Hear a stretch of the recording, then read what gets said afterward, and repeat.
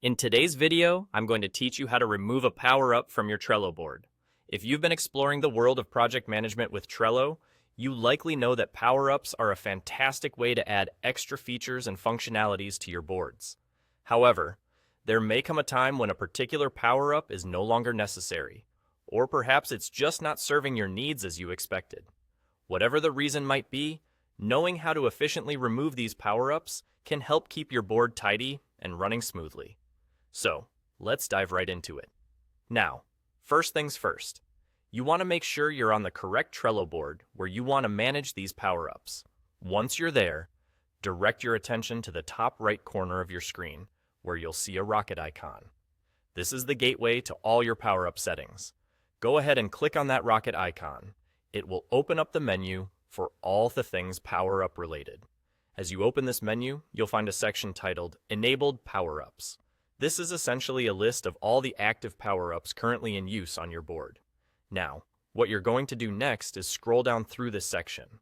You'll notice that on each power-up listed here, there is a Settings button beside it. This button is going to be your tool for managing these power-ups.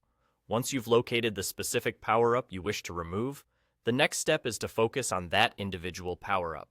Click on the Settings button for that particular power-up. This will open up a small menu with a few options. The one we're interested in is Disable. By selecting Disable, you'll effectively turn off and remove that power-up from your board. And that's it, really.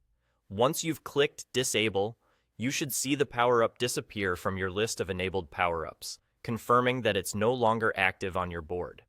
It's a straightforward process that takes just a few moments, ensuring that your board remains as clutter-free and efficient as possible. This is particularly useful if you're looking to streamline your workflow, or if you simply want to test out new features without overwhelming your board with too many active power-ups. Remember, it's always a good idea to periodically review and manage your power-ups to ensure they are aligning with your current project goals. Thank you for watching. I hope you found this tutorial helpful and that it empowers you to customize your Trello board to better fit your needs. Be sure to stay tuned for more Trello tips and tricks so you can make the most out of this versatile tool.